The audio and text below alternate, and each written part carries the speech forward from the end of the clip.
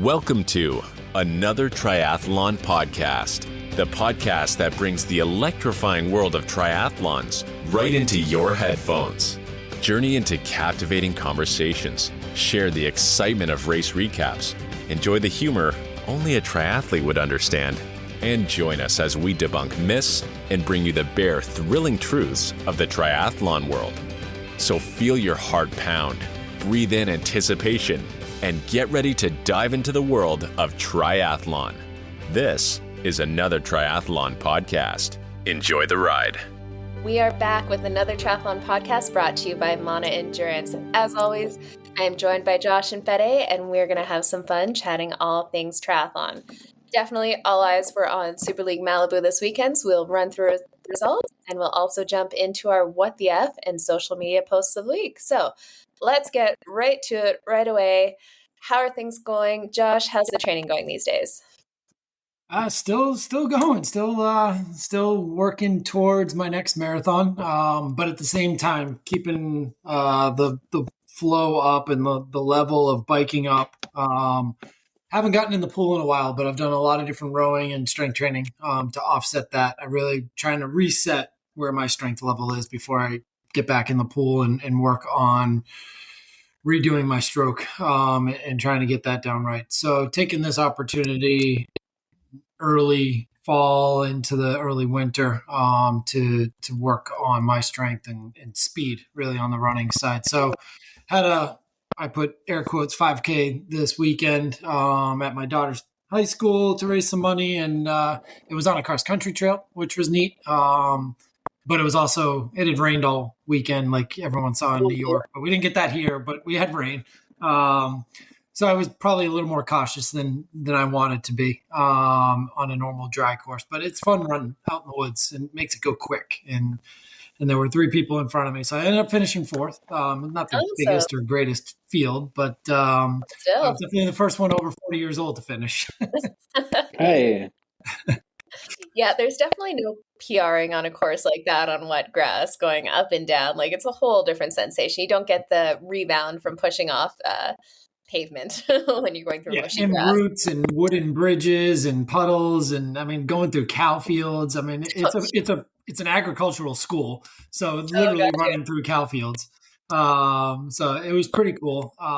What I did PR was I beat last year's time by over 2 minutes. So wicked.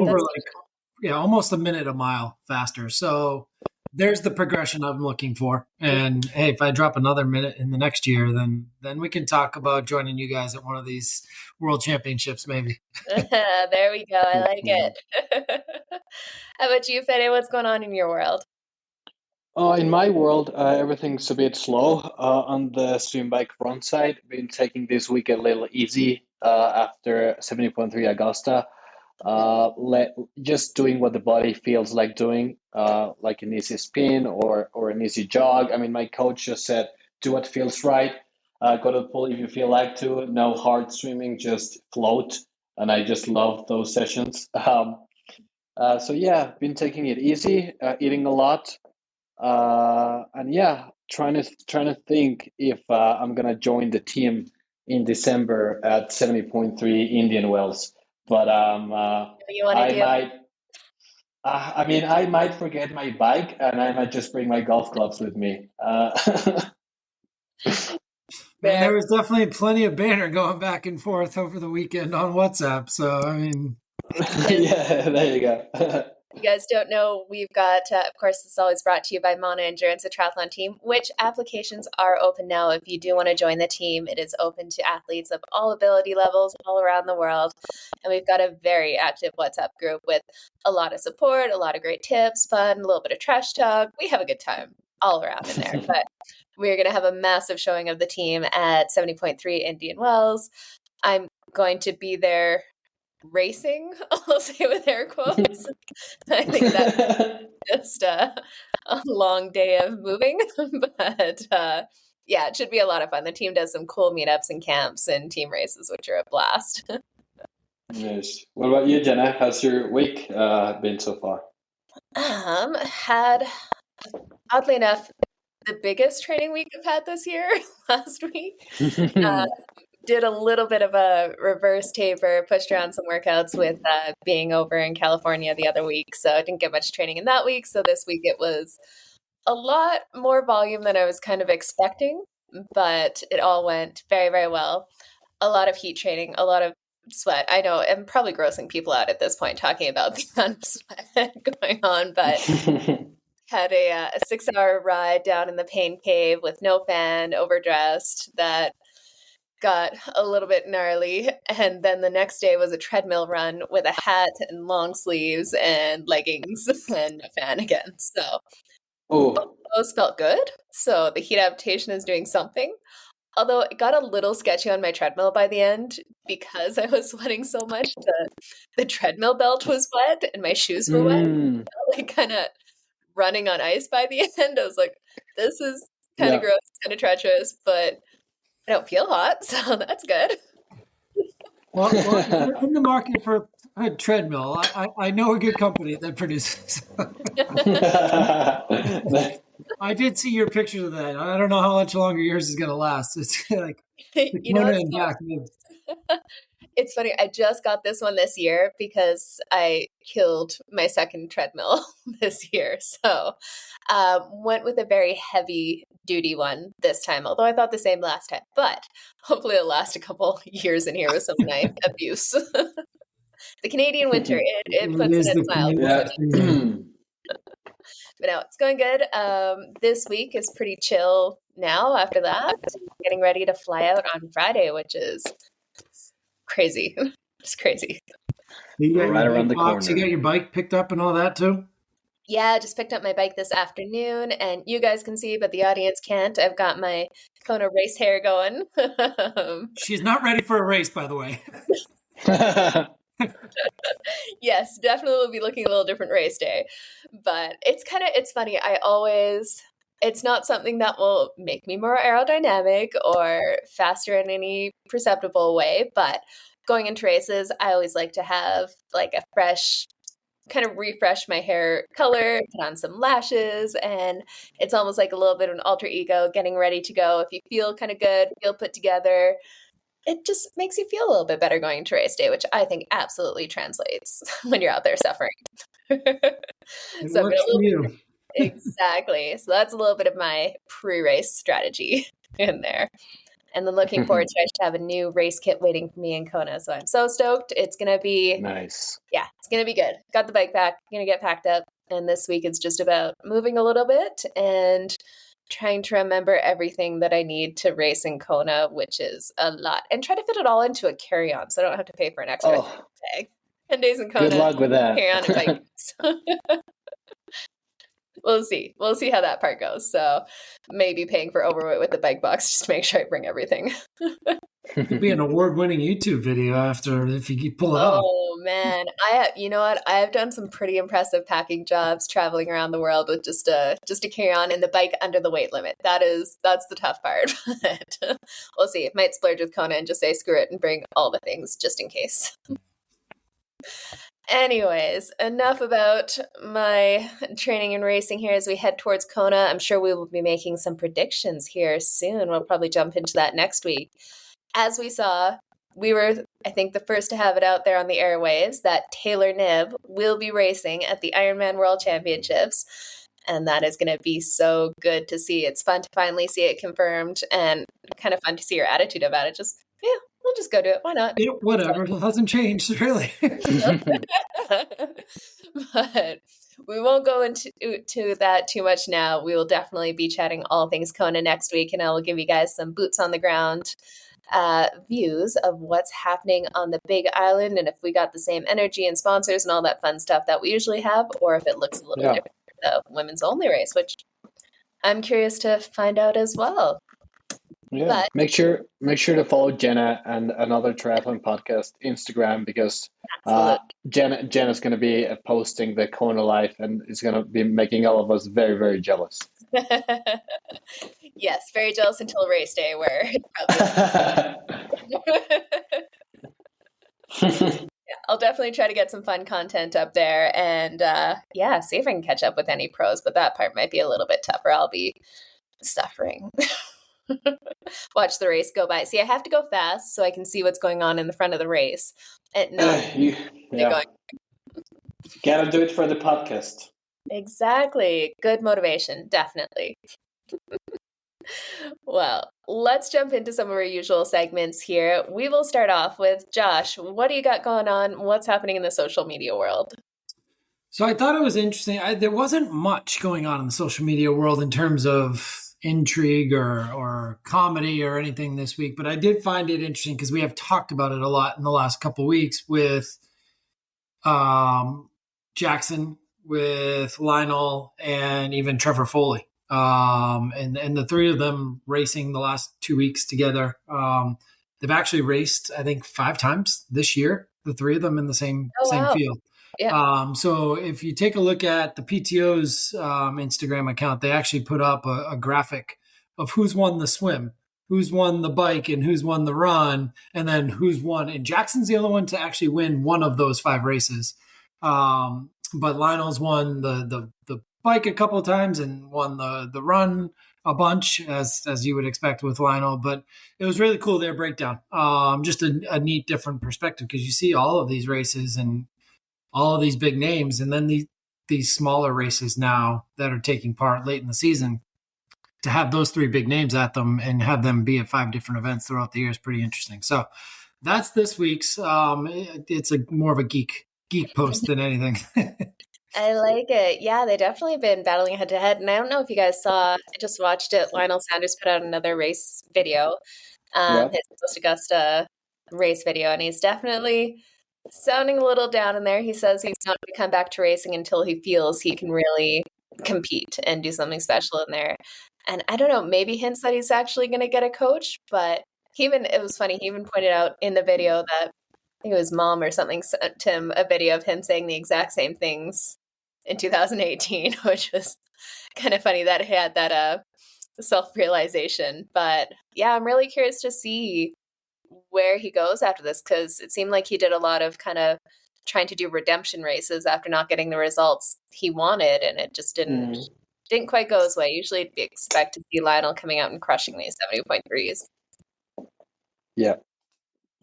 Yeah, hopefully we'll see him back at it and back on winning form here. Maybe, yeah, I'd be curious if he would ever get a coach and kind of stick with it and see if he can make some changes. Because he's 35, so it's getting there. Like, not everyone's young for Dino.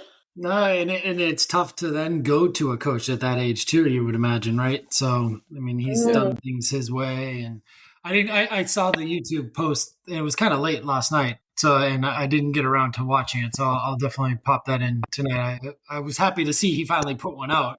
I was kind of expecting the recoil from what he had said post race in Augusta, like we talked about with Jackson last week. But I guess he's still holding on to that and wants to feel right before he goes back out there, which he'll get right. He'll get to that point where he's going back out there. Yeah. When and where is what we're probably going to be waiting to hear. I mean, the thing with Lionel is that he's an amazing athlete, and he doesn't have to prove that to anybody. But I believe what he has going on in his head right now is he wants to prove to himself that he can win the big events.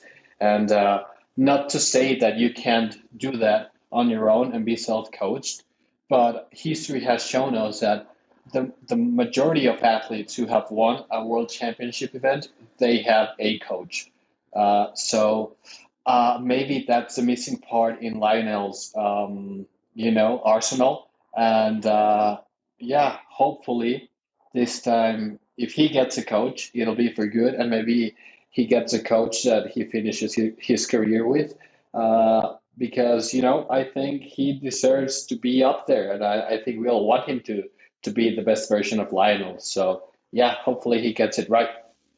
Yeah, and he races with so much heart. He puts so much out there, and I think he's really good for the sport. Like, some of the top pros and stuff have a little bit of mystery and intrigue about them. You don't know kind of what they're doing. And Lionel really brings it down to a human level. Yeah. Very, he may never win the Ironman World Championships, but I don't know, it's fun to see that perspective and that insight with someone who is going out there and putting his heart and soul on the line and destroying himself, trying to get to the top and get a real honest perspective of what that looks like. Mm, Well, absolutely. let's jump in here to our What the F moment of the week. Actually comes from a race that we will be talking about quite a bit in the next little bit. I don't know if you guys saw, but Summer Rappaport, she suffered a bike crash on the course. And it seems like there's a bit of a sketchy area where they're coming from the wet carpet onto the road surface. Even Henry Hmm. Schumann had a bit of a wipe out there too, but she went down hard. And it turns out she broke her jaw in that crash, which is crazy. That is not landing on your face is definitely not ideal. But you don't too often in triathlon. So it's really, yeah, sad to hear that. It definitely, well, that'll end your season for sure. But yeah, unfortunately, It was interesting because it was Super League is Super League. There's a whole different aspect to how it's covered and the viewership and how we get to watch a race like that. It's a little bit more like an American sport. So they actually had the replays of it, and you could unfortunately see how hard she actually hit head first, and then to see her post last night with the bruising and the report that she actually did break her jaw is not surprising. It was unfortunate for sure, but man, that was that area definitely caused some problems. I think it was because of all the rain that they had the night before, and then even into the morning, like the I guess the sprint triathlon that morning for the age groupers was pretty much done in a lot of the rain. So the carpets were wet, and then there was kind of like the tape yellow area, and then it went out onto the pavement, and that's where she kind of slipped trying to make that U-turn there coming out of transition. Oh, craziness. Well, we hope that she heals up quickly and can get back to it. I know she was dealing with some SI issues before the race after Pontevedra. So hopefully she gets some downtime now and can fully recover and be back at it in the chase for the Olympics next year. She's such a strong athlete and she's done so much the last little while, especially working on her bike handling skills and really making sure that's not a weak point. And she's definitely been pushing it more on the courses, which is great to see. But unfortunately, sometimes it just goes a bit sideways. So hopefully she'll be back at it and feeling good soon. But speaking of Super League, that is the race we were all geeking out on this weekend. I know it kept me entertained while suffering on that 6 hour. So good. You know, it's always a little bit easier when you watch those races. It's like, okay, no matter how hard this is right now, it's nowhere near as hard as what they're doing right now. I just find that makes it a little bit easier mentally. I don't know what that says about me, but it definitely helps the suffering. So, Bede, why don't you tell us about it? What happened over in Malibu?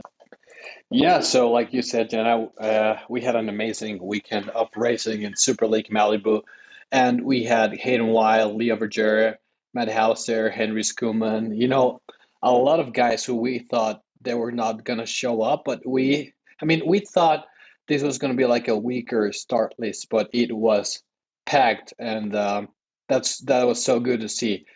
Over the men's side, we saw Hayden Wild taking the win from the Scorpions. On second place, Leo Verger from the Eagles. And from Australia, Matt Hauser, also from the Eagles, taking third. And I was so happy for Hayden after the Paris test event. And then Pontevedra, he really deserved this one. And he was genuinely excited. Like, yes, I'm back. Finally, one good race. So maybe this is a good stepping stone for him going into 2024. And he still ended up in the medical tent. So, I mean, I know it was a cut finger, but he still ended up in the medical tent. Yeah. Yeah, bad habits die hard, eh? No, I'm just kidding. It was good to see Hayden taking the win. And over the women's side, it was also a very exciting race. And we had, the hottest triathlete at the moment on the Olympic distance over the women's side, which is Beth Potter from the Sharks coming to the race. We had the likes of Katie Zafiris, Super League superstar Ginny Leher, Cassandra Vaughrand, and it was also a super fast race. And also we talked about what happened to Summer Rappaport, and it was not very fun to see. But the win. Cassandra Vaughrand took the win from the Scorpions. Then also another Eagle podium from Emma Lombardi and Ginny Leher. the Eagles are solid, very solid this year. Who we didn't thought they were going to be as solid as the Scorpions, but I think they were the most consistent team in Super League this year. Absolutely. And just to remind listeners here, if you don't know, the Super League format this weekend was the Eliminator, which is one of my favorites to watch. You just see, Tomo there with the eliminated flag is nicest guy in the world, actually, but he looks so intimidating with that eliminated flag. And the announcers play right into it too. Like, I'll be just waiting, like the Grim Reaper. Format though, they have three swim bike runs. And what happens is in the first round, the bottom 3 athletes across the line will get disqualified.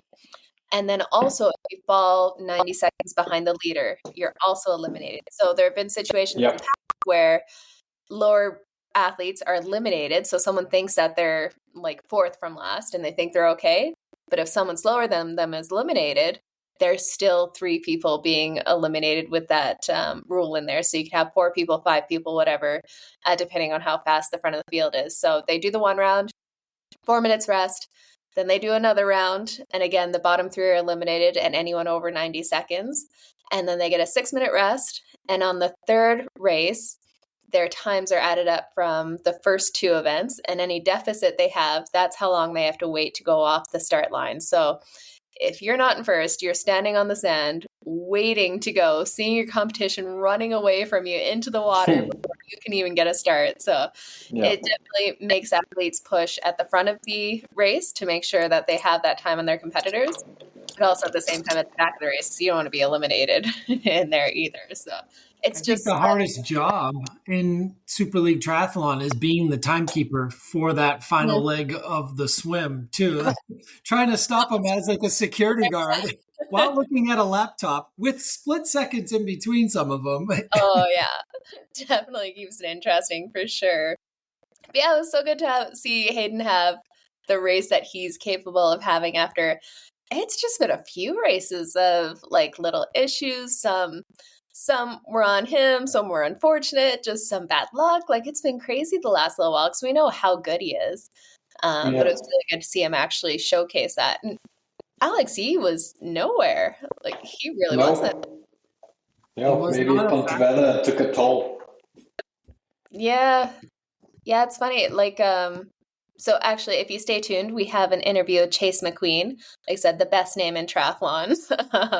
Coming up here, it'll be released in a couple days. But he was talking about kind of that Pontevedra experience and how if you're even a percentage point off at this racing at the front of the field, it's so fast and furious. You're just knocked out the back. And seems like that's kind of Alex E was just a couple percentage points off in the swim, and that knocked him out of Pontevedra. And then, wasn't quite anywhere here either. And the whole swim, too, with Malibu, and they all talked about it before, during, after the race. All the interviews kind of focused around it. And, I mean, Gina Lahair finishing 3rd, I mean, not everyone really expected that, but this is 2 years in a row she's been able to catch that body surfing wave and get in and get the short shoot. And so that first short shoot's huge, and it's important. What you don't realize, too, is they don't, like, that person doesn't get the short shoot. Like, the team manager still has to decide who's going to get it, and it wasn't given to Hayden Wild either. So nope. Kind of interesting to watch all of that aspect of how they decided who would get the short shoot. But the waves in the surf definitely played a huge factor. I mean, and Hayden had, a 10, 11 second lead going into that final swim, and it was gone before the first buoy. So it was tough conditions for sure in Malibu, as it typically is. Yeah, it was funny that surf really changes up the game so much in Malibu. Like if you catch that wave, we saw it a couple times. It totally changed up the front of the race in those swims. If you catch that wave right, you're just blowing past your competitors or being pulled way farther ahead from them. So it really mixed it up, and we saw some crazy fast swim times just from people. One, getting that wave in, and then depending on where you started on the pontoon. So they actually changed it this time as well. Before the pontoon starts was each team was next to each other. Now they're doing a bit of a different pontoon draw because there were some, when you're dealing with surf, significant benefits of being either on one side or the other, depending on how the current is going. So before it was a whole team was kind of out of it if they're in the right or in the wrong spot. This time they did a different pontoon draw. So the teams were all kind of spread out based on, not entirely sure how they decided who was going where, but if you kind of have your team spread out across the line, then you've got a better shot to at least have one of them get a decent line to the first buoy, because it made a massive difference. We saw race after race. I think they actually flipped a coin. I think I saw a video on Real Tri Squad, or somebody had a video up. Where they did. Coins, heads and tails. Yeah. It was a good old flip a coin type of scenario. Absolutely. And we saw Blumenfeld was just powering through as he did. He had one of the fastest runs in there in the first round. He was always coming from behind, and it was like you never thought he was completely out of it either. But then you look up front and you see everyone struggling on the run except for Hayden. He was just in a zone that whole race. It seemed to me like he found his comfort zone right below that red line, and he was fine, where everyone else was like really pushing it just to try and stay up with him. They were just looking like they were suffering the entire time. And he's cruising along. And even that's pretty tough when you don't get that short shoot, knowing that your competitors are going to get a few seconds advantage on you. But he just gunned it. The short shoot didn't exist. Within a few meters. We're talking about Leo Berger too. It wasn't. That guy can run. And Hayden Wild just made him look like he was barely moving, which was absolutely insane. Yeah, it was his day. No, it was so good to see. And then seeing Cassandra Beaugrand, she definitely, it sounds like she's getting a lot of confidence and working on that confidence, where before Mac once described her as a very delicate athlete. She's very confidence-based. So if she's doing well, she can do incredible things. But if things go slightly wrong, then she's kind of thrown off her game a bit. But it seems like she's really maturing and getting a lot better at kind of staying in it, staying mentally strong and coming back, because she wasn't leading from the front the whole time. She just built and built and built and had an awesome race out there. It was really good to see. And it was neat to say we had just interviewed Nick and to see Nick out there and getting interviewed and what charisma he has when he gets interviewed, and then but just to see the camaraderie of all of the managers, they're all kind of at that point in Malibu where it just seemed like they were just all in awe of their own athletes and trying to come up with the strategies to win and really to figure out a way to not let one team win. Yeah, not run away. They didn't care who finished second and third or fourth. They just wanted to make sure one team didn't get first. So it was very interesting. Yeah, absolutely. And we saw no MG this time. He's recovering, but we had Tim Ford jumping in for him. He was really good and kind of talking about the perfect race to come in for when the Scorpions start crushing it. Right. That was a good one too. That was too good. Yeah, it's great to see the team. Yeah. But it's nice to see the teams are definitely coming closer and closer. So for the current rankings, we've got the Sharks with 297 points, the Eagles with 282, and then the Scorpions tied at 282. And then the Warriors, we got back at 183. So unfortunately, the Warriors, we've been talking to a ton of their team, didn't quite have the race they were looking for in Malibu, even though they did have some of the bigger names, and there were some big stars in the other teams for sure. Yeah, but the men's race is close now. It's not decided whatsoever, as we thought maybe it was. On the women's side, it's a little bit more spread out, but the men's side, it's definitely tight.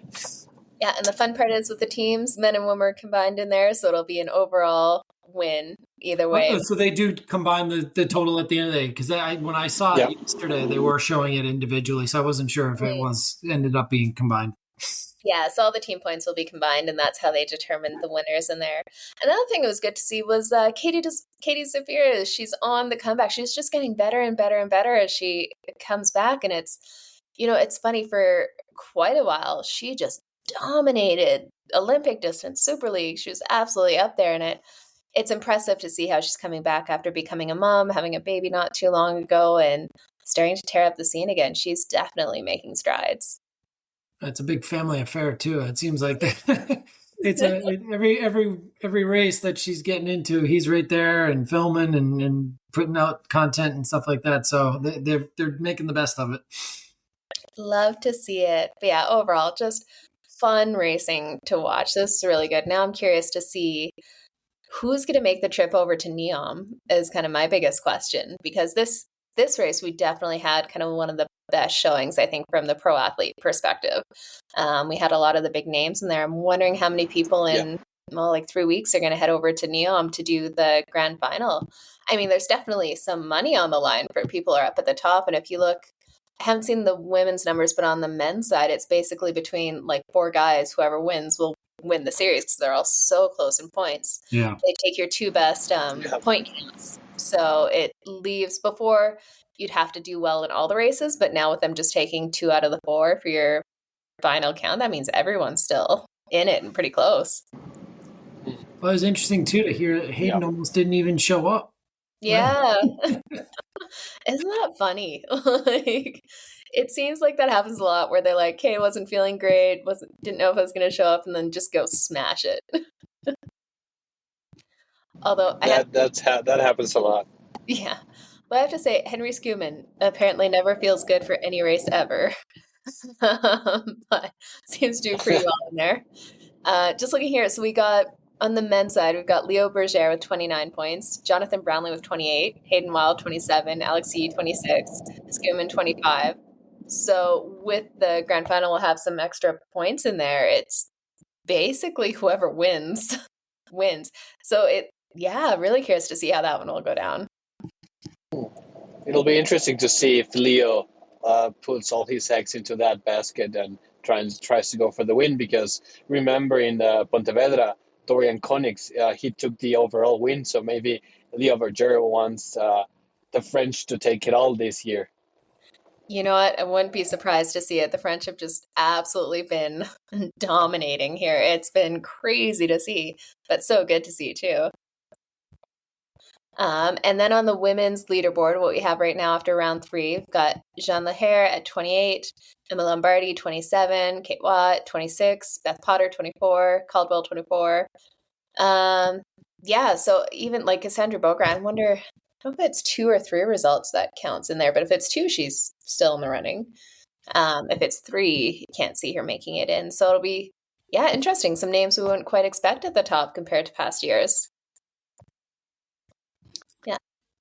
Yeah, I think we'll find out how good the managers are at recruiting too.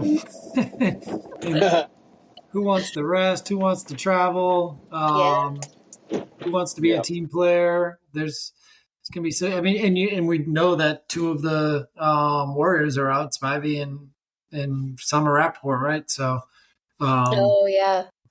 So it sounded like both of those injuries occurred when they were having kind of like questionable moments in their seasons anyway. So it almost sounded like it was kind of a blessing in disguise to kind of back it off. So just call it a season and recharge for the Olympics, the big one next year. And they really, like, even for the teams races, there's a lot of money on the line for some of these teams races, and even the points as well. So there's definitely motivation for these athletes to make the trip over to Neom. Never been, so I can't help. Oh yeah, absolutely. Can't say that's been a on to in my travels either. Although I was jealous this past week. On the podcast, we've got video. They can see I'm wearing my Tour de France hat. My wife was in Paris and actually went onto the bridge and was like literally all around where the test went, because that's where we got engaged. So she can go back to take some pictures and stuff. So it was really neat. And on my eyes, I'm like, it's not just where we got engaged. It's actually where the Olympics are going to take place, and triathlon on top. Okay, can I talk a little bit of geeky cycling stuff for a second here? I've been absolutely, please. Okay. So I don't know if you guys have been seeing, because apparently I am entirely on cycling Twitter, or X now, but there's a bunch of rumors about a merger happening between Soudal Quickstep and Jumbo-Visma, which have some interesting repercussions. One, it's crazy that the teams would need to merge, just meaning that there's not the, I guess, money in it for them to stay separate with some of the sponsorship changes going on next year. But for a while there, it was looking like you could have Remco Evenepoel, Jonas Vingegaard, Bob Van Aert, Roglic, Sepp Kuss, like crazy big names all in this one team. That would be, I mean, a beast of a team, but not so fun to watch for the sport. But now it looks like the rumors are that Roglic is going to go to another team, probably Bora Hansgrove, and then I think we're going to see a couple other changes in here too. So it might end up being a good thing where we have all the big names kind of separated out even more. Have Remco Evenepoel, there's some talks about him going to Ineos, but it could end up where we have like a crazy showdown at the Tour de France because they'll all be their team leaders and on separate teams. Now, if things go the way the rumors are kind of looking at this moment, it should be an interesting next couple years of racing. Absolutely. I mean, if you listen to the podcast, you knew like weeks ahead that this happened, that Primus might have leave Jumbo, because we talked about this after the Totally. tour. They were saying Jumbo and Quick Step were going to merge. Then they were saying Jumbo and Amazon. And now, imagine that, like unlimited budget. Now they're saying Primus is going to Ineos and that Remco is not leaving Quick Step. Just all a big mess. We'll have to wait and see for the winter market to happen and see what happens there. I know. I've been watching it way too quickly, or way too closely, seeing what's happening. There's so many rumors and speculations, and it should be interesting. I wish we had more insight into that stuff with Super League, just kind of, so there have been some like team transfers, and they have a budget that they can play with to kind of get athletes on there. That'd be interesting to hear kind of how that all goes down behind the scenes on Super League.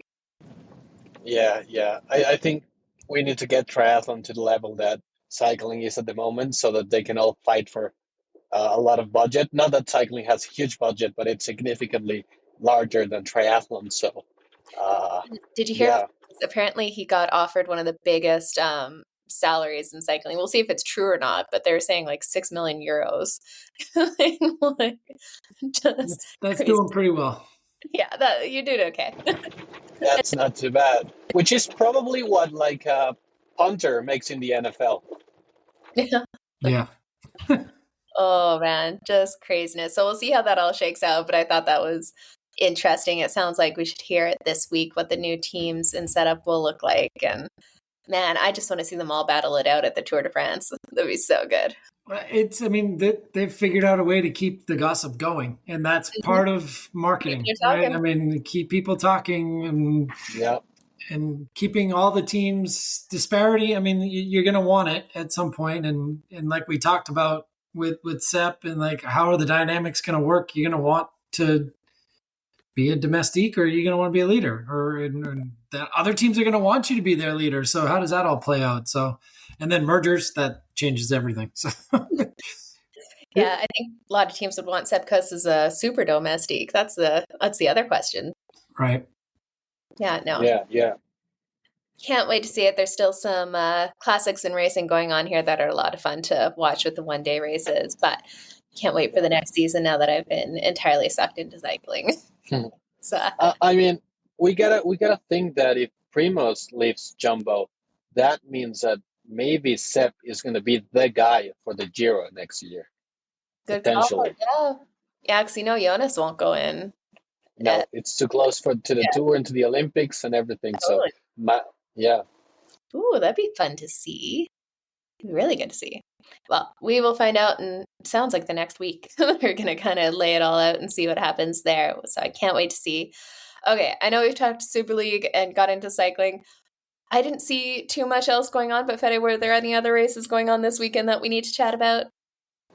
Not really. I mean, everything seems that it seems to be leading up to next week, which it's going to be the big dance. You're going to be up there dancing with the big girls. So I think the triathlon world is like on pause right now, because we're all waiting for next week to happen, the second weekend of October. Yeah, I it should think be fun. this is interesting too because it's a little different than Nice. There was so much racing, there was so much other stuff going on. Whereas Kona, it's just kind of silent and waiting for it to happen. And there's that little lull. And now we're getting all the training videos and we're getting all of the camp videos from Hawaii and things like that. So it's definitely interesting to see. I guess the one shout out I'll give is to our own Mana teammate Josh, who went out and crushed Yeah, Barcelona we and did got a awesome. slot for Kona Yeah, next year. Yeah. No, so good yeah. to see. Mana team is crushing it. But yeah, you know what, the hype for everything just hasn't been there. Like the hype wasn't there for Nice, it wasn't there for 70.3 Worlds. It doesn't feel like it's 2 weeks out from Kona. Usually you're being blasted by all of the Kona content and all the hype and all the talk and all the speculation. And there's some of that, but it's nowhere near like it usually is. Like to me, even it doesn't seem like Kona's in 2 weeks. Just usually we're kind of caught up in the thick of it at this point, and I'm really curious Yeah. to see what the vibe and energy on the island is. Mhm. Yeah, from what I'm hearing already is just like there's not a lot of sponsors and companies and stuff making the trip down. They either don't see the value or don't know if the value is there, so they're not putting the money down to make it over, which is unfortunate. Yeah, be curious to see how it differs from past years.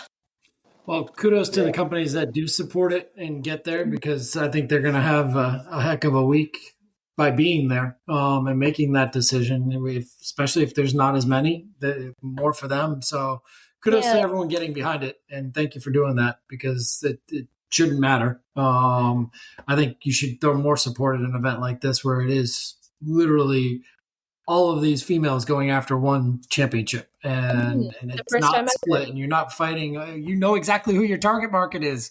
Go get it. Totally. No, hopefully we'll see some good stuff down there. And I found out I'm in the first age group wave, which I'm very excited That's about. good. That's Yes, awesome. last time was last wave. So that'll be good. Hopefully means a little less wind and a little more heat in the energy lab. So it'll be an interesting day out there. But it'll just be nice. I am happy about the separate days, and especially not having men in the race interfering with the women's race. I think is a big thing. Unfortunately, there are some people who don't play fair, and I saw a lot of kind of draft packs and issues like that in previous years. So this time there won't be any of that. No women kind of tacking onto the back of the men's draft packs, and it'll be a lot more fair race out there, which is awesome. And I'll be finished a lot earlier than last time, setting off like an hour and a half earlier, so that'll be good. More time to celebrate. There you That's got go. to be really nice for you to know that too. Like, I mean, who cares how dark it is in the morning? It's like, get me out there, let's go, Get it done. and Yeah, then you get to relax, and then still come back and enjoy the end if you want. exactly. Now it should be a good time out there. I'm curious to see the energy lab. Like I said last time, it didn't feel too bad last time, but I was going through a lot later with a slower time and starting so much later. So I'm curious to see hitting the energy lab 2 hours earlier, kind of around that 3 o'clock heat of the day kind of time. That'll be interesting to see how that differs and if it feels as bad as everyone talks about if you go through earlier. So for our listeners, why don't you kind of give them your plan for these final 2 weeks here, and like how does this week look? How does your travel plans look? How have you factored that all into being ready to go? Yeah. So for the training to be determined, my coach writes my training 2 to 3 days in advance. So I know today and tomorrow.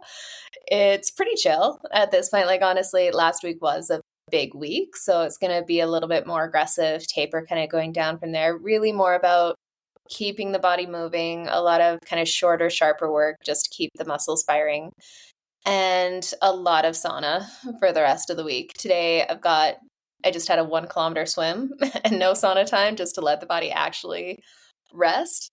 But the rest of the week, it'll be as much sauna as I can possibly get. And actually, I got a really good email from my coach, and they're talking about how to deal with the time in the sauna, because it is getting to the point where I almost dread the sauna a little bit, because you're going in there until you absolutely are suffering. And he had a really good email where he just said, like, okay, think about this as if it's race day. Like start to visualize that race day where, everything in your head is telling you, okay, it's time to stop. You need to slow down and really just visualize being in that heat, feeling it, accepting it, and keeping pushing forward and doing what you do, just picking off women as you go throughout the run. The back half of that run is where typically I make up a lot of time. But just kind of doing the same thing that I do at that point is relaxing into the discomfort, accepting it, and just not stressing about it, because you can definitely fight against your body if you're feeling under stress, or you can kind of relax in the discomfort, accept it, and keep rolling forward. So it's a lot of kind of visualization stuff and just remember why I'm doing this and what the purpose is. So that was really, really encouraging. So I got my heart rate into the 150s on the next one, sitting in the sauna, which is miserable. But it definitely kind of helped get the headspace in the right place.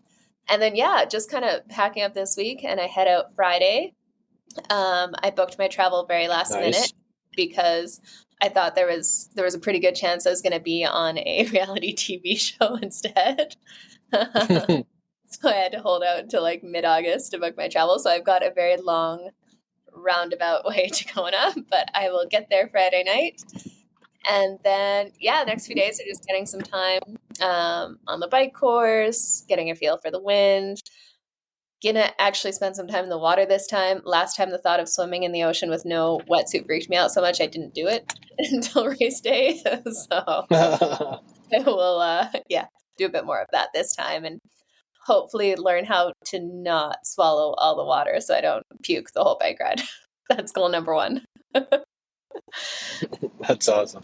But other than that, we'll have some, we've got a couple of the Mana management team coming out there to come support all the women who are racing. We've got, I think, 8 or 9 women from the team racing as well. And then I know probably 40 women that have met over the years. There are different races coming out there to race as well. So it'll be fun. I'm traveling down there by myself, and it'll be perfect balance of if I want to see people, there's people. If I don't want to see people, I can just hole up in my Airbnb and chill out. So that is my favorite way to race. I mean, you can treat it kind of like a vacation of your own, because you're on your own. You're at an Airbnb. You're probably not right in downtown area. So it's guys. I was just listening to Paula and Eric talk about that, where she went to Georgia on her own. And they stayed in Airbnb and not downtown. It was just like, it was almost like it was a vacation until it was time to race. And you didn't have to deal with any of like the Ironman videos that she normally does or any interviews and things like that. So it does give you a different way of approaching race day, which is kind of neat, more of a standard age group way, instead of being Jenna, who is well known throughout the whole Ironman world. That was the one weird part about Kona last time. That was kind of funny, was because like I have a decent Instagram following in a very niche small sport, so like that's the caveat. It's a very niche sport, and I've got bright red hair, so I'm easy to spot. So it was a lot of fun to actually meet people from social media and stuff, like coming up and saying hi. And it was funny, I had my mom there, and she was like, what is happening? Like, getting so she's like, who are you? That's awesome. Who are you? I'm still nobody, but just recognizable from the social media and the bright red hair. Yeah. You could have told her, I'm just a cult leader. There, everybody's coming in. Just don't tell anyone. Say hello. Yeah. But no, it's fun. It's fun to see so many familiar faces, and it's just like you meet these people all over the world in triathlon, and then everyone descends on Kona. So it's a pretty cool experience in place, and just the whole place is triathlon. It's so much fun. All of the geeky triathletes all around, walking around with their carbon shoes and their calf sleeves and their Speedos. It is the most bizarre, random collection of people, but I love it. And then this year it'll be, hey, you're that girl from that new podcast. There we go. Yeah. Yeah. I have gotten a lot of listen to the podcast over the last little while, so we're definitely getting a few listeners in here. And if you do listen, we would love it if you can share it with your friends. It gives us the opportunity to keep doing this, keep chatting with some interesting pros. the more listeners we have, the more we can convince some of the bigger names to come on, and that's worth their time, to be perfectly honest. But do those ratings on Apple Podcasts and things like that. I know Spotify doesn't have too many options, but give us 5 stars. Do all you can to share it. I think anyone who shares it, we are starting to get some more followers and people listening, and even guests that we're having on have said that they've already listened. So that's cool. It is wicked. So check it out. And then, like I said, on Wednesday, I plan to put out an interview with Chase McQueen, which was actually really, really good. Really smart guy, really down to earth. Guy, not kid. He's not. It's unbelievable how old he sounds. Yeah. I know. Smart guy. Mm-hmm. Absolutely. Well, unless you guys have anything else, how about we call it a day there? We have talked all things triathlon, and we are just looking forward to the championship race coming up. But thanks so much, guys, and have an awesome night. Yeah, stay tuned because next week is going to be a long one pre-Kona. So, buckle up. Mahalo. Yes. Have a good night, guys.